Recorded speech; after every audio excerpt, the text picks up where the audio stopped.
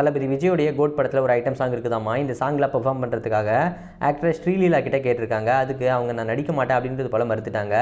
இந்த சாங்கை இப்போ வந்துட்டு த்ரிஷா பண்ண போகிறாங்களாமா. அதுக்கப்புறமா ஸ்ரீலீலா கிட்ட தளபதி அஜித்தோட நடிப்பில் வெளிவர போகிற குட் பேட் அக்லி இந்த படத்தில் நடிக்கிறதுக்காக கேட்டுட்டு இருக்கிறதா சொல்லப்படுது. தளபதி விஜயோடைய 69வது படம், அதாவது அவரோட லாஸ்ட் படத்தை யார் ப்ரொடியூஸ் பண்ண போகிறாங்க அப்படின்னு சொல்லிட்டு பெரிய எதிர்பார்ப்பு இருக்குது. இந்த நிலையில் தி ரூட் அப்படிங்கிற ப்ரொடக்ஷன் கம்பெனி வந்துட்டு கோ ப்ரொடியூஸ் பண்ண போகிறாங்க. இருந்தாலும் மெயினாக ப்ரொடியூஸ் பண்ணுற கம்பெனி யார் அப்படிங்கிறது தெரியல. அதுக்கப்புறமா இந்த படத்தில் சமந்தா இல்லைனா கீர்த்தி சுரேஷ் இவங்க 2 பேரில் யாராச்சும் ஒருத்தங்க வந்துட்டு லீட் ரோல் பண்ணலாம் அப்படின்றது போல சொல்லிக்கிறாங்க. ஹெச் வினோத் தான் இந்த படத்தை டைரக்ட் பண்ண போகிறார் அப்படிங்கிறது கிட்டத்தட்ட கன்ஃபார்ம் இருக்குது.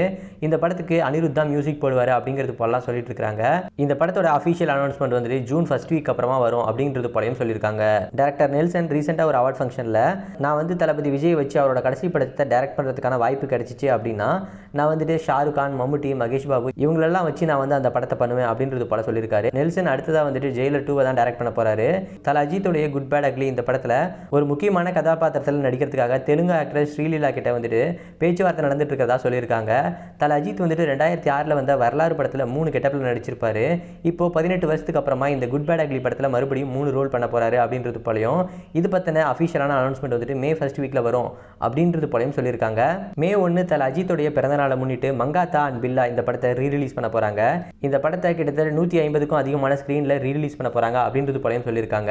சியான் விக்ரம் இப்போ நடிச்சிட்டு இருக்கிற படம் தான் வீரதீர சூரன். இந்த படத்தில் சியான் விக்ரம் வந்துட்டு 3 லுக்ல வந்துட்டு வரப்போறதா சொல்லியிருக்காங்க. இந்த டீசர்ல வந்துட்டு ஒரு லுக் காட்டியிருக்காங்க. மற்ற 2 லுக் வந்துட்டு படத்தில் இருக்கும் அப்படின்றது போலையும் சொல்லியிருக்காங்க.